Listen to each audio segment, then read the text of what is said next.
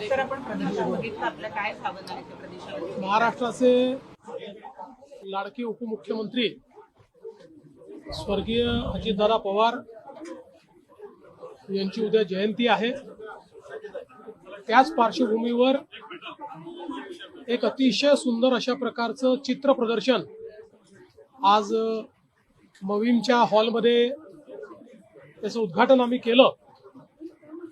अतिशय सुंदर अशा प्रकारची चित्र दादांचं संपूर्ण जीवन दर्शवणारी, त्यांच्या लहानपणातली, परिवारातली, लग्नातली आणि त्यांच्या राजकीय सामाजिक कारकिर्दीतली विविध क्षण जी आहेत ती अतिशय चांगल्या पद्धतीनं या प्रदर्शनाच्या माध्यमातून आपल्याला पाहायला मिळतात।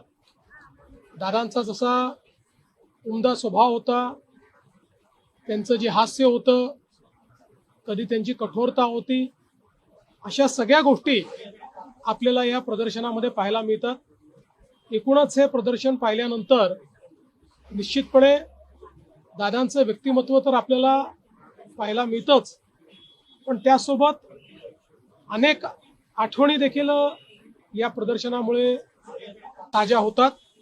त्यामुळे मी खरोखर या ठिकाणी अभिनंदन करेन ज्यांनी ही सगळी चित्र एकत्रित करून आणि इतकं सुंदर प्रदर्शन या ठिकाणी तयार केलं।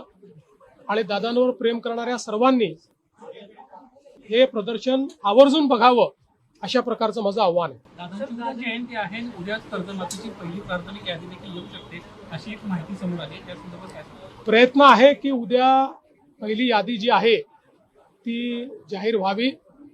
आमचे सहकार मंत्री बाबासाहेब पाटील यांनी या संदर्भात प्रयत्न केलेला आहे आणि शक्यतोवर उद्या दादांच्या जयंतीचं औचित्य साधून ही यादी यावी हा प्रयत्न आम्ही करू।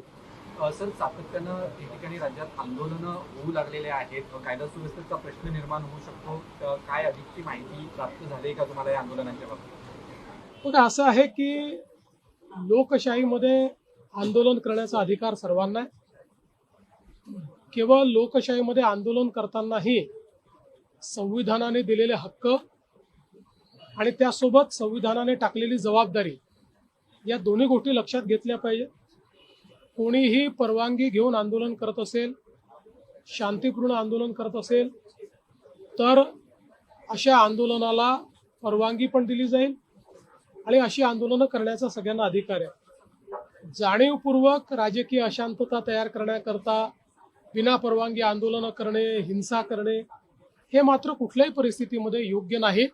त्याच्यावर आवश्यक ती कारवाई केली जाईल। सजा प्रवृत्ती यासाठी प्रयत्न करतात, काही चुकीच्या प्रवृत्ती आहेत का यामध्ये? दिल्लीत असेल, मुंबईत देखील अशाच पद्धतीने बघा, एक गोष्ट तर निश्चित आहे की कुठलंही आंदोलन आपण बघितलं, ज्यावेळेस आंदोलन फेसलेस असतं त्यावेळी काही प्रवृत्ती त्या आंदोलनात शिरतच असतात आणि त्या प्रवृत्ती त्या आंदोलनाचा फायदा घेऊन त्या आंदोलनाच्या खांद्यावर बंदूक ठेवून आपलीही स्वार्थ कशी आपल्याला पूर्ण करता येतील असा प्रयत्न करत असतात।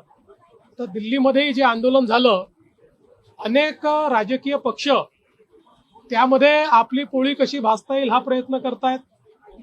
अनेक अशा संघटना की ज्या संघटनांचा या विषयाशी घेणं देणं नाही आहे, पण अराजकता कशी तयार करता येईल त्याचाही प्रयत्न करतायत।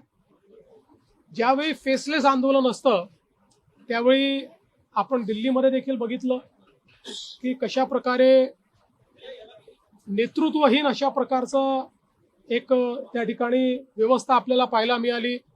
पोलिसांच्या गाड्या फोडणं असेल, गाड्या उलटवणं असेल, पोलिसांवर दगडफेक असेल, अशा अनेक गोष्टी घडल्या। तर एक गोष्ट मी आपल्याला सांगतो की कुठल्याही सरकारला आपल्या नागरिकांवर लाठीचार्ज करणं हे कधीच आवडत नाही। पण काल आपण बघितलं असेल ज्या प्रकारची अवस्था त्या ठिकाणी होती, जर पोलिसांनी कंट्रोल घेतला नसता तर अनेक अनावश्यक अशा गोष्टी त्या ठिकाणी घडल्या असत्या। पोलिसांनी मोठा संयम देखील दाखवलेला आहे आणि अर्थातच अशा प्रकारचं आंदोलन हे त्या ठिकाणी योग्य पद्धतीने व्हावं यापुरतं जेवढं त्याच्यावर कारवाई केली पाहिजे तेवढी कारवाई ही पोलिसांनी केली आहे। मला असं वाटतं की याच्या खोलात जर आपण गेलो तर मी काही सगळ्या आंदोलकांवर त्या ठिकाणी कुठलाही आरोप करू इच्छित नाही. काही लोक चांगल्या भावनेने देखील करत असतील, पण हे निश्चित आहे की त्याच्यात असे लोकही घुसलेले आहेत की ज्यांना आपला स्वार्थ साधायचा आहे, ज्यांना या नीटशी काही घेणं देणं नाहीये, ज्यांना केवळ अराजकता तयार करायची. वक्तव्य आलंय, त्यांनी म्हटलंय की जंतर मंतरवर आंदोलन करणारे हे अतिरेकी आहेत. हे सदाभाऊ काय बोलले हे मला माहिती नाही. माझं मत असं आहे की मी पुन्हा सांगतो, आंदोलन करणारे काही लोक हे चांगल्या भावनेने करणारे असू शकतात, मला त्यांच्याबद्दल म्हणायचं नाही. पण हेही तेवढंच खरं आहे की त्याच्यामध्ये काही लोक आपला अजेंडा घेऊन शिरलेले आहेत, हे मात्र स्पष्ट दिसत आहे. त्यातल्या अनेक लोकांना नीट काय हे देखील माहिती नाही, परीक्षा कधी झाली हे देखील माहिती नाही. ते आपापला अजेंडा त्या ठिकाणी सांगून राहिलेले आहेत. याचा अर्थ काय? याचा अर्थ असा आहे की सगळे काही एका दिशेने चालणारे, एका विचाराकरता तिथे आलेले नाही आहेत. हौशे नवशे गौशे देखील आपापला अजेंडा पूर्ण करण्याचा प्रयत्न करतायत. आणि काही राजकीय पक्ष ज्यांना त्या त्या राज्यांमध्ये रिजेक्ट केलेलं आहे, असे पक्ष यातून आपल्याला पुन्हा काहीतरी मिळवता येईल का असाही प्रयत्न करतायत.